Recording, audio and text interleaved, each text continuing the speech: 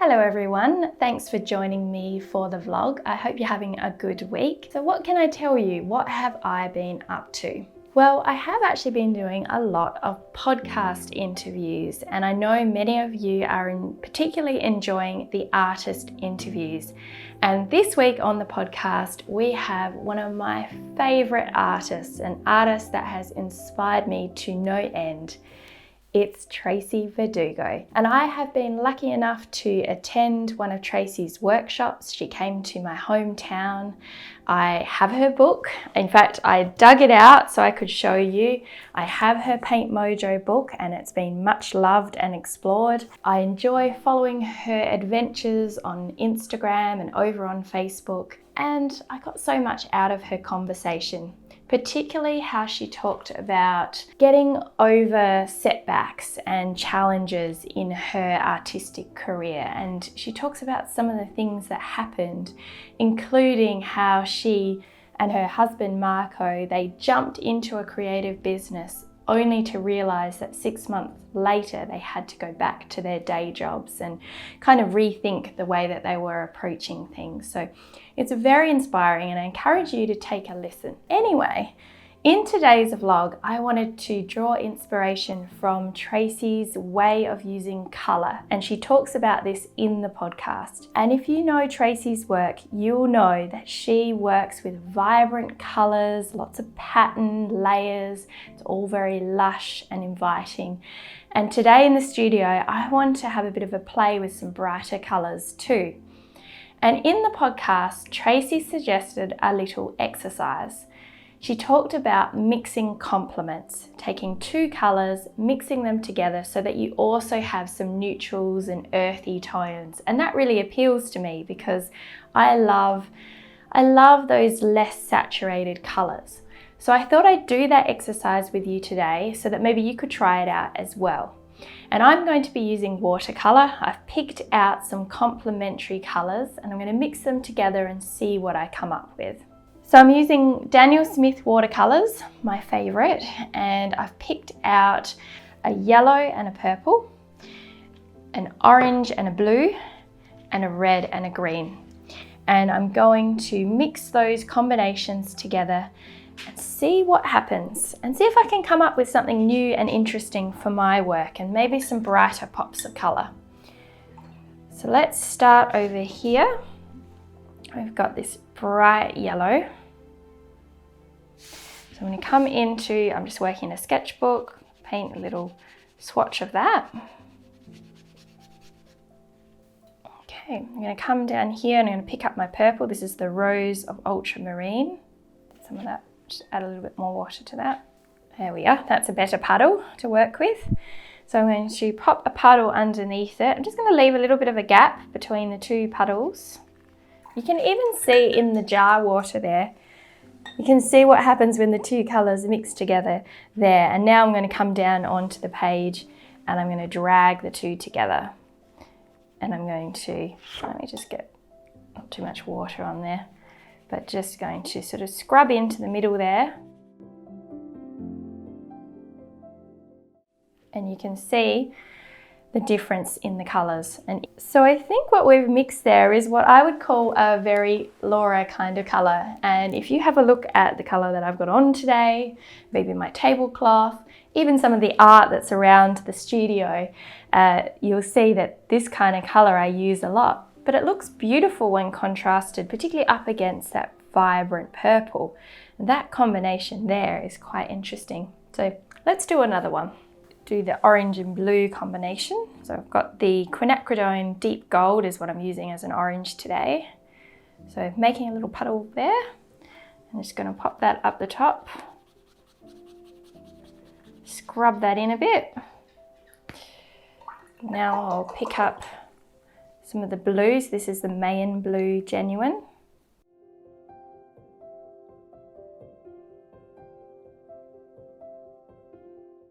So it's a little bit of a turquoisey blue, this one.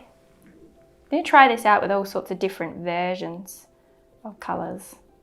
So we've got that at the bottom. And now I'm going to mix the two together. I'm going to push this down push this up, see what happens when they meet together.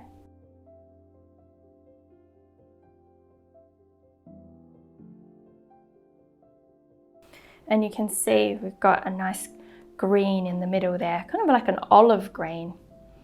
So that's again, nice combination. And now let's do the last one. So let's pick up, I've got some quinacridone coral here. So I'm just going to pick a bit of that up. Scrub that in. Down at the bottom I've got some undersea green.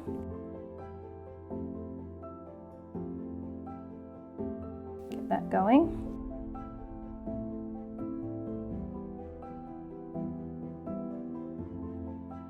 So I pop that at the bottom.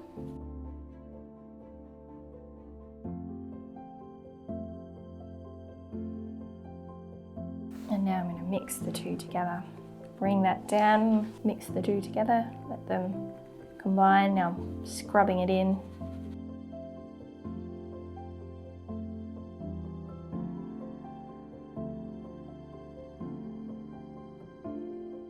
You can see some really pretty things happening in the middle zone there when you combine the two brighter colours together. And I really like this combination actually with the red, the green and this sort of brown that's mixed in the middle. Mix the colours together on your palette so you can see the combinations. So just get a bit messy on your palette. You know, push these up together.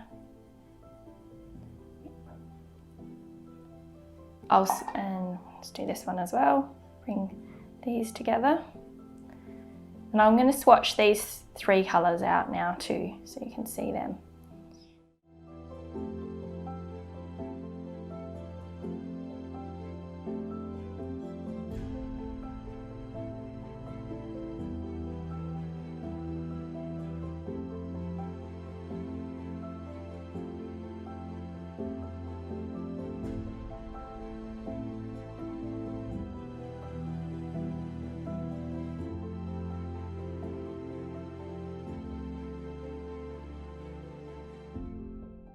So you can see some of the colours that have come from mixing these brighter colours.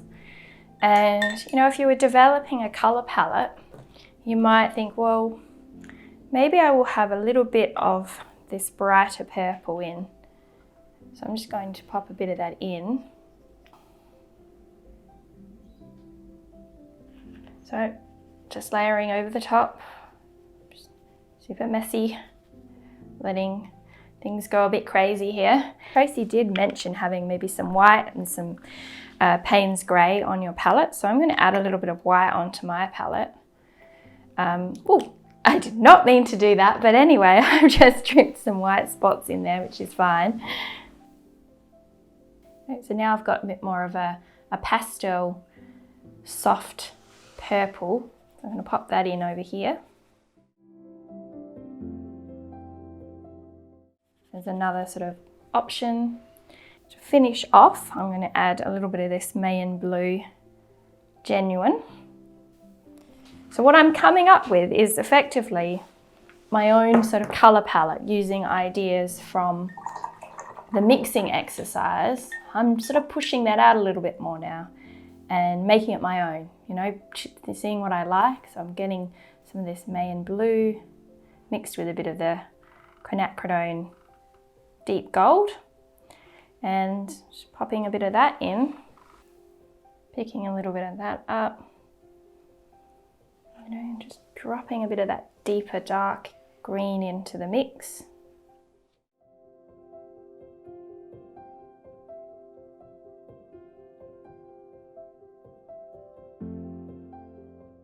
Okay, so I hope you found that interesting and fun to watch me playing with the complementary colours. So I did that on the left-hand side over here where I mixed them, and then I had a look at what was happening and I had a little bit more of a free-flowing play on the other side, bringing in some of the colours that I liked and also adding in some pops of brighter colour to experiment with what it would feel like to have some of those more neutral colours with some pops of bright in there. So very much inspired by Tracy, and you can see that this colour palette is a little bit, this one down here, it's a little bit brighter than what I would normally use, but it feels good. And this is a way that you can try something out, maybe be inspired by one of your teachers, but then give it your own sort of little twist, make something that feels fun and interesting and exciting to you. And that's what I've done today, and I encourage you to give it a try.